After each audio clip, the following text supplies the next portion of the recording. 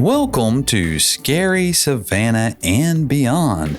This is going to be episode number Thanksgiving. So let's talk a little bit about some fun Thanksgiving facts, and then you can tell us how everything we learned in school about the first Thanksgiving was all a big lie. Horrible disaster is what they call it in the real history books. You know how everyone says that the Wednesday before Thanksgiving is the most popular travel day of the year? No, I know. I tell you, every time I talk to somebody, the first thing they say, right before they say the second thing is, you know what the most populous day of travel is in the entire nation? When? And did you know it's a Wednesday? When? And then they say it's Wednesday, March 26th. And I'm like, no, it's the Wednesday before Thanksgiving. Well, that's also a lie. It's not even close to being the busiest day. Well, see, this is because I'm trying to teach them the way that school taught us about Thanksgiving. They taught us about travel days. They told us falsehoods and lies. It turns out nobody wore buckles on their hats. I know. What is the deal? That's what I always thought. That's why we dressed like that as kids. The busiest travel day is usually a Friday in June, July, or August, or whenever it is we're flying to Vegas. It could be February 3rd, and that would be the most populous airport situation that you I know when we talked want. about going to Vegas in November, you're like, oh, we can't go that week of Thanksgiving. It'll be the worst. And I'm like, I don't think that's true. They're all the worst. It's not true. Going to Vegas when we're going. Another lie we are fed every fourth Thursday in November is that tryptophan in turkey is the reason we all want to nap while watching football after the big meal. Tryptophan is an amino acid that triggers production of melatonin in our brains and makes us sleepy. However, the level of tryptophan found in turkey is less than the amount we find in a chicken breast or even cheese. It's likely the reason we experience the shared lethargy is the huge excess of calories we consume and the exhaustion from all the prep that goes into the event. Do you think it's the calories or the carbs? Yeah, combined with Because carbs and calories aren't the same thing, right? They're not. Because I could eat 1,000 calories of rice cakes, and it probably wouldn't have the same effect on me as 1,000. That's just carbs, isn't it? Rice cakes? Rice cakes. Okay, well, never mind. I don't know what I'm talking about. It's estimated that we consume on average 4,500 calories on Thanksgiving, and a lot of that is carbs. And you eat that many calories in like 2 weeks. Yeah, I can't imagine. Maybe. Even if I wanted to eat whatever on Thanksgiving, I don't think I could possibly eat 4,500 calories. I could eat 4,500 calories of the macaroni and cheese alone. That's probably really high in carbs. I'm sure it is. And tasty goodness. It is really good. While we're talking turkey, did you know that female turkeys don't gobble? I was not aware of this fact. Only male turkeys do, and they gobble so loudly that they can be heard up to a mile away. Wow, that is a very loud gobble.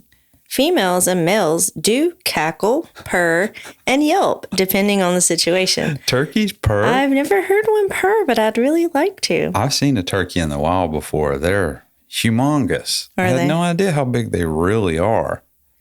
Turkey is a funny name for an animal. Did you know that the bird is actually named after the country of Turkey? No, I was not aware. When the Ottoman Empire was a whole thing, they had birds that closely resembled what we know as turkeys. The birds they had were referred to as turkey hens because they came from Turkey. Here in America, they found this similar bird, and rather than thinking up a new name, they just sent them over to Europe for consumption and called them turkeys because who could tell the difference? Yeah, I can just see back then they got some guy in the shipping department at the Bird Central warehouse where they're shipping stuff out. What are these things? Turkeys. Yeah, these are turkeys. They don't look anything like turkey hens. Well, these stupid people won't tell the difference. Some people like the name Turkey so much that we have 4 towns in the United States named Turkey. Are any of them in Georgia? Oh, you're about to find out. There's one in Arizona, Texas, Louisiana, and North Carolina. We were close. How close were we to Turkey? I don't know. We've never visited or driven through there that I'm aware of. I've never heard of it. So we clearly missed an opportunity to see something cool while we were there. We did. We didn't go there. We didn't even go see the Land of Oz when we lived up near where it was. We didn't know any of this. In the U.S., we will consume over 47 million turkeys on Thanksgiving. I didn't realize we were that hungry. We are. I'd think it'd take us like a week just to eat one, but you're saying we're going to eat 47 million? As a collective nation. Well, I guess that does make a slight bit more sense. If you have any questions on how to properly prepare your bird, you're in luck. Butterball has a turkey hotline known as the Turkey Talk Line every November and December, and they answer over 100,000 questions each year. I wonder how many of those calls are about, what oil temperature should I have? And should this apron be on fire? Yeah. I think this would be a fun job for you. I think you could really give some people some interesting tips on cooking. This would be a great job for my father. Oh, yeah. If you recall his cooking prowess on Thanksgiving, was it not one, but two separate Thanksgivings? He set something on fire. I think he did. Something exploded one time, didn't it? Didn't something explode? Oh, yeah. He blew up something, too. He had the... some glass. Like a glass plate sitting on a burner that was still hot, and nobody realized it. And then all of a sudden, there was an explosion in the room because thank goodness no one was in there. Overheated and sent shards everywhere. My dad's the coolest. Do you know which state produces the most turkeys? I'm not going to even venture a guess. Well, it's not Idaho. That was not going to be my guess. It's Minnesota. In 2021, they raised 40,500,000 turkeys. That's a lot of birds. However, North Carolina produced the most pounds of turkey with a total of 1,167,000,000 pounds of turkey. That's them Southern boys. Yeah, they're fatter down in North Carolina. You know, they give them some Bud Light and they smoke some Marlboro Reds while they're watching the NASCAR race. It's rumored that Benjamin Franklin was so fond of turkeys that he proposed replacing the bald eagle as our national bird with the turkey. I had heard this before. In a letter written to his daughter, he mused that the bald eagle is a bird of bad moral character. He does not get his living honestly. He is too lazy to fish for himself, while the turkey is a much more respectable bird. I guess he saw how the nation was going to be going, and maybe they said, we're going to stick with the bald Can you eagle. imagine if a turkey was our national bird? That would be kind of cool. Yeah, that would be kind of cool. And then we wouldn't have all these teams like the Philadelphia Eagles and such. We'd have like Philadelphia turkeys. The Tuscaloosa turkey. I mean, the whole outcome of the entire United States of America could have changed if we didn't have that bird as our national bird. Did you know that we have turkey to thank for TV dinners? The original TV dinner was a result of a little Thanksgiving miscalculation. Oh, how so? Way back in 1953, at the Swanson Company, an executive made a mistake when planning for Thanksgiving sales. The company ended up having just a few extra birds in the freezer, about 260 tons. I can see how that went. Yeah, no problem, right? Carl, why we got 260 tons of turkeys? I told you to order 26,000 pounds of turkey. Well, I don't know, but I think we can do something with this. How do you make that big of a mistake? Think about 260 tons. How many birds is that? Well, this is 1953, Crystal. It's not like these people were working in the office. You know, we've seen Mad Men, which I know comes after it. Yeah. But just think it was probably even more degenerate before that. And they were drinking on the job. They were all, because every single office had a drink cart. Yeah, and had a bar And literally, cart. as everyone walks into any office for any reason, the first thing they do is walk over and start mixing a drink. It sounds like he forgot to carry the one or something, I'm guessing. That's important. Well, luckily, Swanson has themselves a salesman named Jerry Thomas who saw this as an opportunity. He was inspired by the little individualized trays that they used on airplanes back then and suggested they divide the turkey along with other leftover sides and package them and sell them to grateful housewives all over the country. And boom, TV dinners became a thing. Green beans, gravy. What are we making the gravy out of? Well, we got some pig snouts left over. Oh, gosh. We'll just juice them up. And ain't nobody going to tell the difference. Speaking of leftovers, did you know that 81% of Americans prefer leftovers the next day rather than the meal that you slaved over all day? I do. I think everything you cook gets better as it ages. And it's not saying it's not great when it comes out. It's just like something magical. It's like the way the kids want to drink your drink when you make it. The longer it sits there, it ages and it ferments in such a beautiful bouquet of scents. Like the way my iced coffee bouquets after 2 days sitting on my desk. And then I grab the wrong cup and drink out of it. Ew. Your cooking's a lot better than that, of course. So everybody loves leftovers unless those leftovers include tofu. Who eats tofu for Thanksgiving? That's what I'm saying. Tofu is the most hated side dish. Who's ever even That's what I'm offered saying. tofu? I've never heard of anyone, I guess people that don't Can eat you meat. imagine somebody in the South coming up to you? Well, first thing, I'm going to have to let you down a little easy. We don't have any mashed taters, but we do have tofu. Now, might go alarm you a little bit, but we are out of sweet tea. And then you offer them unsweet tea. Oh, gosh. We're weird because we do drink unsweet tea, but most people, that's just crazy talk. In the South, if you ain't got sweet tea, and we're not talking about because one time I went to Houston, Texas, and I asked them for sweet tea. And their idea of sweet tea is to give you an iced tea with 2 packets of sugar. Splenda or something. The way we make iced tea when we drink it is you make put a whole when cup. you're mixing it, and you put a cup of sugar At least a cup of sugar in it. At least. I think at one time we were doing like 1.5, maybe even 2 cups. Yeah. Some sides that people do like are cranberries. I know that you prefer the can-shaped variety. Yes. But long before we turned it into a gelatinous goo and crammed it into a can, Native Americans used cranberries in a variety of ways. Besides a food source, they used them to heal wounds and dye fabric. So not only are they tasty, you can make a cool red sweatshirt to cheer on the Bulldogs. Yeah, except the cranberries I eat are more sugar than cranberry, I think, in the can. Well, yeah, just add a bunch of sugar to Just them. smear it on the shirt. Just like pop the can open. I could be eating out of it, smearing it right Yeah, off. see, and it doubles as a napkin. It's like it's 3 writes itself. things rolled into one. Another Thanksgiving staple is, of course, pumpkin pie. The residents of Colchester, Connecticut are so fond of the dessert that they once shifted the celebration of Thanksgiving back a full week because there was a molasses shortage and they needed the molasses in order to make the pies. You can't have a proper Thanksgiving dinner without pumpkin pie. We never have pumpkin pie. We always have pecan pie. Yeah, we do. It's almost always pecan pie, if we even It's have both. pie. Well, we don't eat it. Well, I don't eat it, but I do get it from other people. You the get kids. it in the thought that the kids will eat it, And then they never eat it. no one actually eats it. I think I throw it away mostly. I like it. I hate like it, but I'm not going to eat it most likely. Just think about those people who didn't have molasses back in the day. I know, I and feel just bad. realize how good you got it. I can just throw it all, as much of it in the trash as I want. Molasses away. I don't care. To have a proper Thanksgiving meal and bring out that cranberry flavor, you need to pair it with alcohol. According to the alcohol delivery service Drizzly, most people, which is about 50% of households, prefer red wine. I do like red wine. I do too. Only 10% ordered white wine. White wine is weird. And I assume the other 40% are drinking Trulies or Natty Lights. That is probably the case. No Thanksgiving meal is complete until you break the turkey wishbone. I don't think I've ever done that before. Really? Our kids have done it since we've done I've always this. done that. I think our tradition is trying to make sure we got all the guts and stuff out of it, like the little plastic thing that they stick up in the body cavity that sort of sticks there and you really have to yank at it.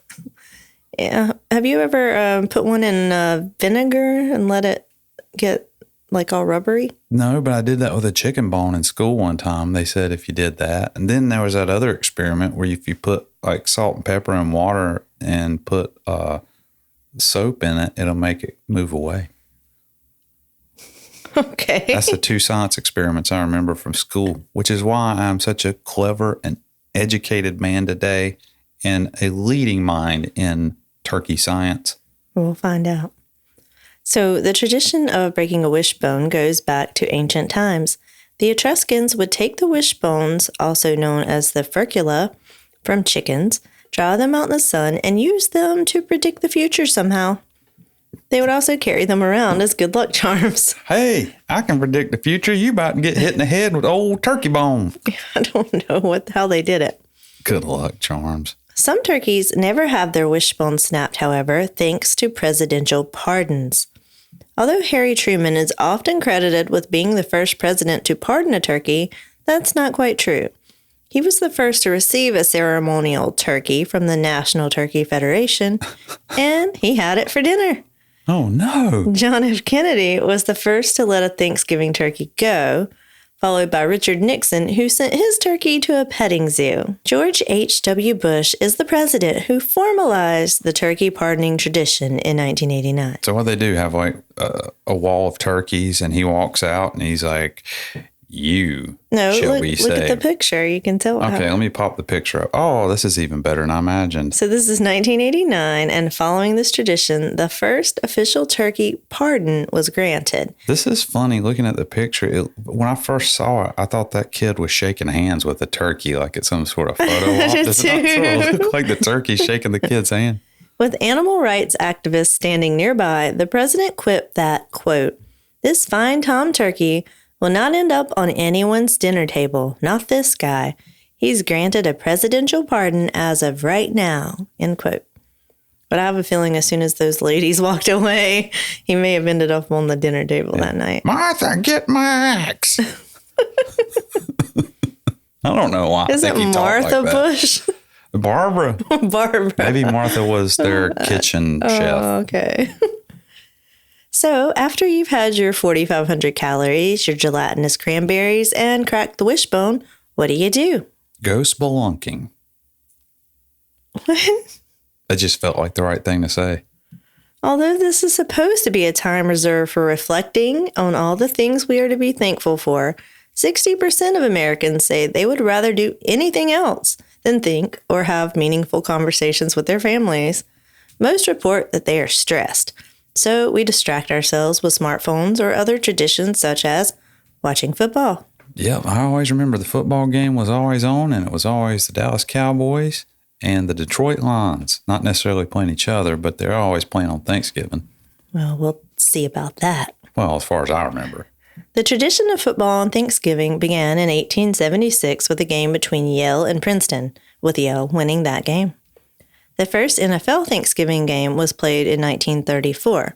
There have been games before that, but the Lions started this tradition as we know it. What'd I tell you? The Detroit Lions' Thanksgiving record includes 37 wins, and this is the most of any team. I don't ever remember seeing them win on Thanksgiving. They were pretty bad when I watched football. The Lions, Cowboys, Bears, and Packers had the most Thanksgiving appearances. The Detroit Lions' records show that they have missed only 6 seasons since then. That is a lot of Thanksgiving games. It is. The Dallas Cowboys started playing NFL games on Thanksgiving in 1966. Since then, they've missed hosting only 2 NFL Thanksgiving games. That's a tradition. They usually wear those old throwback uniforms, too.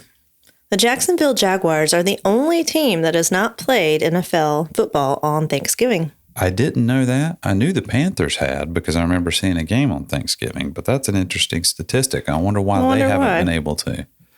And another interesting fact is the Jacksonville Jaguars are geographically the closest NFL football team to Savannah, Georgia. They're even closer than Atlanta, Georgia. Each year since 1989, the MVP receives a turkey leg as an award. I didn't know this. Sounds like a John Madden It kind of is. thing. The legendary John Madden started this tradition. In 1990, after he wished there were 6 legs to give out, the 6-legged turkey was invented for multiple winners. Well, you know, sometimes when the winners come up, they get the football and they want to win. There's a turkey and that's how you score touchdowns. For the first time in many years, there was no college football on Thanksgiving in 2020. I can imagine why. Yeah. I don't know if there was NFL. It said college. I think the schools were shut down due to the epidemic. The pandemic, yeah, but I don't know about if there was an NFL one. I don't think remember. There was. I think that was back when, they didn't let people sit in the actual stands and they had cardboard cutouts of fans.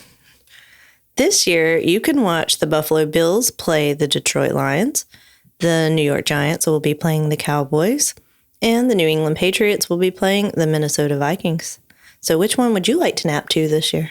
It's quite a slate of games. Yeah. And I sort of like the colors of the Buffalo Bills. We picked the pretty colors ones. Yeah. And we both know sports. I mean, we watch sports and we know that. But we like uniforms too. But out of this group of teams, I mean, I hate the Patriots. Just I always have. And I hate the Cowboys. So I probably alienated about 75% of our fan base right now. You did. I'm going to go with the Buffalo Bills. Okay. Buffalo Bills it is. Another huge Thanksgiving draw, but not in your case, because we all know how you feel about this subject, is the Macy's Thanksgiving Parade. Just shoot me in the face right now, even turning it on the TV. Approximately 50 million Americans tune in to the Macy's Thanksgiving Day Parade each year. But why? Exactly why, people. Let us know why. Another 3.5 million people go and see it in person, with roughly 10,000 people participating in I it. can't imagine how horrible that must be to be in person. It would be like one of my nightmares. People start staking their claims along the streets around 6:30 a.m. for a parade that starts at 9 a.m. First of all, you're never going to find me awake at 6:30 a.m., and you definitely won't find me on a parade route in New York. I thought you were going to say, first of all, you won't find me awake at 6:30 a.m., and you definitely won't find me awake at 9 a.m. Well, I will be awake at 9 if I have to go to work. Tomorrow I will be, unfortunately. This holiday tradition dates back to 1924 and has been televised since 1953. Once again, I have to ask the question, why? Why? It originally featured Macy's store employees with animals borrowed from the Central Park Zoo. What they do, just go get the lions and the tigers. That's what I'm thinking. Come here, Rufus. Let's go. In 1928, the animals were replaced with giant balloons like Felix the cat. I think I'd rather see the zoo animals. Like, I might actually watch that because that might be interesting. Like, what's going to happen? You know, not even put them in cages, but put them on like gentle leash leaders. Yeah. They'd be like, well, you know, if he pulls a little too hard, that Bengal tiger might get loose. And then we got us a whole ratings bonanza. The problem with those giant balloons is that they didn't have a plan to deflate them. So after the parade, they would just let them go. Well, bye. I mean, like... Those humongous things? Yes, back in the day, they just let them go. Wow. I wonder how many people died because of accidents. We need to look that up and find out if there's like ghosts involved with the I don't think anyone was killed, but there are some injuries coming here. Of course there's injuries. Look at these things. Before 1997, there were no size regulations on these giant balloons. Oh, that's a big old Pink Panther. In 1997, the Barney balloon was ripped along its abdomen due to strong winds, while the Pink Panther had to be stabbed by police in order to be stabilized. Like, how dramatic for the kids. Just standing there stabbing the Pink Panther. The kids are watching. And it's just sort of... And kids are screaming and crying. It was... So you might enjoy this, actually. This is not what would happen if I went. You might actually enjoy this. I would basically be standing around either a group of teenage boys or a bunch of people chewing gum, or a combination. Yeah. The worst event that occurred was when the Cat in the Hat struck a lamppost at 72nd Street and crumbled to the ground. In response to these calamities, like I think it injured people and knocked the lamppost over. Yeah, sounds like something he'd do. He's shady, that Cat in the Hat. So this caused the organizers to institute size regulations and required that all balloons be no larger than 70 feet high, 78 feet long, and 40 feet wide. Well, it's a good thing I know somebody that's an expert in balloon law. Yeah, you do now. So don't try to make a balloon bigger than 70 feet. Is that balloon 79 feet long? Because if it is, people are going to die. But they get out like their tape measure. That'd be a lot of tape measures to measure 78 feet. I didn't know this, but in 1997, MTV guest reporters Beavis and Butthead with host Kurt Loder provided their usual style of commentary on aspects of the parade. This just doesn't seem like a family-friendly... How would they get that approved? I don't know. How did I miss that? I know. Like, how did we not know about that? So the special was titled Beavis and Butthead Do Thanksgiving, and this included a balloon of Beavis and Butthead spectating from their couch. See, I can see the pitch for this in like some studio back room, and it's like all these people, what are we going to do this year? We got a renewed interest in this. The Cat in the Hat almost killed everybody. We need something to bring the youth back now that they're all scared. And then this Don Draper-esque guy just walks in the door, kicks the door open. He's smoking a cigarette, and he's like, cheat death. Exactly. Throws a cigarette down, catches the wastebasket on fire, and then they say, all right, fire, fire. Beavis and Butthead. I love it. Works. Another popular Thanksgiving activity is going to the movies. I've never once done that. Me either. And you won't find me there, but you will find millions of people trekking out to their local theater to see the latest blockbuster. I never understood that. They do it on Christmas too. People talk about it all the time. And I always wanted to go out and play football in the yard with my brothers and my family. And that was Thanksgiving to me, is eating the food, going to my grandmother's house, and going out in her backyard and playing football, and then going home and playing video games for the balance of the day. That's Thanksgiving traditions from the 50s. So Thanksgiving is a big weekend for movie releases.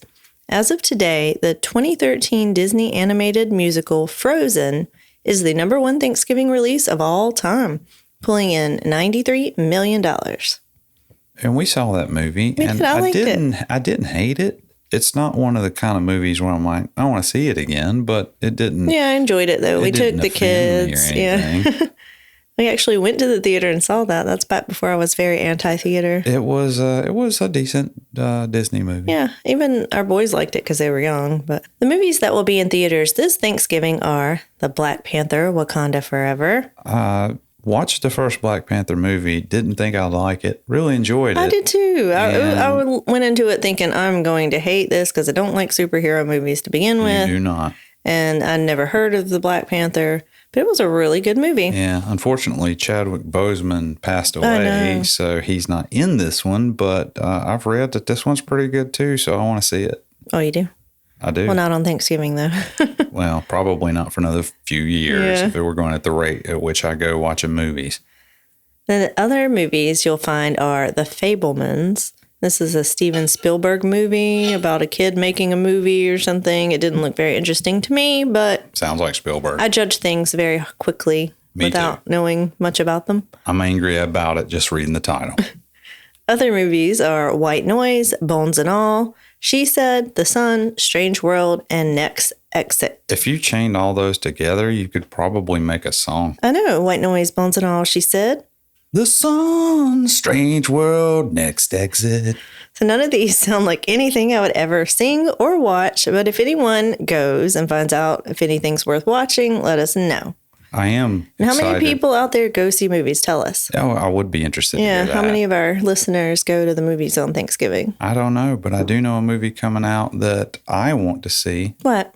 They're having the sequel, which is actually not the sequel, but another sequel, because they had sequels that you probably don't even know exist. I didn't know. A Christmas Story. And it's coming out in just another day or so. It's tomorrow. And I'm excited because it's got the original cast. Yeah. And we're going to watch that. We might review it sometime around near Christmas. Yeah, I can't wait for that. That's actually what I'm looking forward to. Everybody's seen that movie. So one thing that none of us will be doing on Thanksgiving is singing Jingle Bells. That's where you're wrong. We've talked about Jingle Bells, that classic Christmas song written by James Lord Pierpont, in a previous episode. Old James Lord was born here in Savannah and is even buried in Laurel Grove Cemetery. The song we all know and love was never meant to be a Christmas song, but a Thanksgiving song. Oh, you just changed my world. I know. I'm going to go out to Laurel Grove Cemetery right now and thank him. Its original title when it was penned in 1857 was One Horse Open Sleigh. I guess Thanksgiving carols never caught on, so it was rebranded in 1859 as Jingle Bells. Now it's strictly reserved for Christmas. I guess maybe he might have had one of those remix artists like Dr. Dre or whoever does stuff nowadays. And he saw it. He says, man, no, I know how we can turn this into fire. You rename this One Horse Open Sleigh to Jingle Bells. It makes so much more sense. And then they dropped it and the rest is history. It's the most famous song of all time. Is it? I don't know.